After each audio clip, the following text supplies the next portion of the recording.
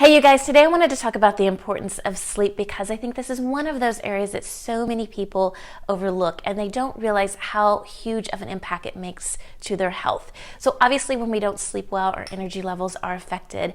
But in addition to that, it affects our ability to think clearly. Our cognitive ability is actually affected when we don't sleep well. Also, another thing that happens is our blood sugar levels are affected.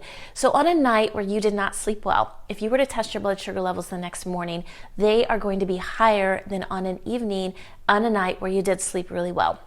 So if you are struggling with insulin resistance, prediabetes, or diabetes, this is something you certainly want to get control of. You want to get control of it anyway, but definitely if you're struggling with those issues, pay attention to this. Now, we know the common approaches to sleeping well, like make sure that you turn off your mobile devices about an hour before you go to bed. Make sure you're not drinking caffeine too late in the day. Make sure that you're not eating too late at night. All of those are common approaches. We don't always follow them. We don't always practice them, but you've probably heard those things before. So today I wanted to share a couple additional suggestions you can start to incorporate throughout your day that are going to help you sleep better at night. So ideally you're practicing the common sense approaches that I just mentioned. But in addition to that, one of the things you want to do is make sure that you're taking care of yourself throughout the day by taking enough breaks throughout the day to keep your body energized. Because one of the things that many of us will do, myself included at different times, is we'll just press through the day. We'll keep working. We won't take lunch breaks. We think that we need to work and not stop the flow of our work in order to get our projects done or our work done. But unfortunately, that will overexhaust us. So sometimes we get home in the evening and we're so exhausted because we had such a hard day at work, or we do go to bed at night and we feel so exhausted that we can't even sleep. So you've heard that saying, I'm so exhausted I can't even sleep. Well, it's true. You actually need energy in order to sleep well. And this is a misconception that I think a lot of people don't understand, because as you press through your workday and as you are exhausting your body, you're using up all of your energy so that when you do go to bed at night, you don't have enough energy to sleep really well. So one of the ways you can keep your body energized is, one, make sure you're taking your lunch breaks. I used to be guilty of this. I would work completely through my lunch, not take a break, or I would eat while I was still working on my projects. And that's not a good way to re-energize your body or to give your body a rest. We need rest breaks throughout the day. So make sure you're taking your lunch.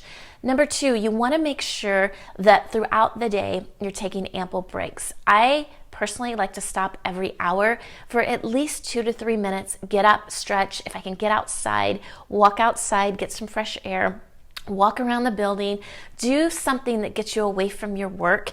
It's a great way to rest your mind, rest your body, but also increase your energy levels.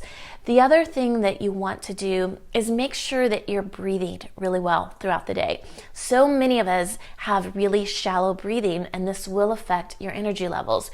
So on that every hour, or maybe every hour and 15 minutes that you're going to stop and take a break from your work, take some really deep inhales and make sure that you're getting good quality breath into your body, because it's going to help also your brain so that you can think better, think more clearly, and just support the overall health of your body. The other thing that I want you to do is start to observe your digestive system, because a lot of people don't realize that your digestive system is tied to how well you sleep. Because if your body is using up a lot of energy to support your digestive system that's sluggish, it's that same situation where if your body is using up your energy during the day, that when you go to bed at night and when you need that energy at night to sleep, you're not going to have it. So one of the first questions I ask people when they tell me they're not sleeping well is I will ask them, how's your digestive system? And if it's sluggish, we'll start to take steps to improve that. And a couple simple steps that, again, a lot of people aren't doing, and they're so simple, is, one, make sure that you're drinking enough water throughout the day. Make sure that you're including enough fruits and vegetables throughout the day. Make sure that your diet is clean and that you're eating whole foods and staying away from processed and packaged foods. All of those tips will help improve your digestive system, and not only just for sleep, but getting your digestive system back in order, getting it healthy is critical for your overall health. So again, these are simple suggestions. A lot of people won't do the simple things, but just try this for 1 to 2 weeks and see what a difference it makes in your health. in your ability to sleep well, in your digestive system.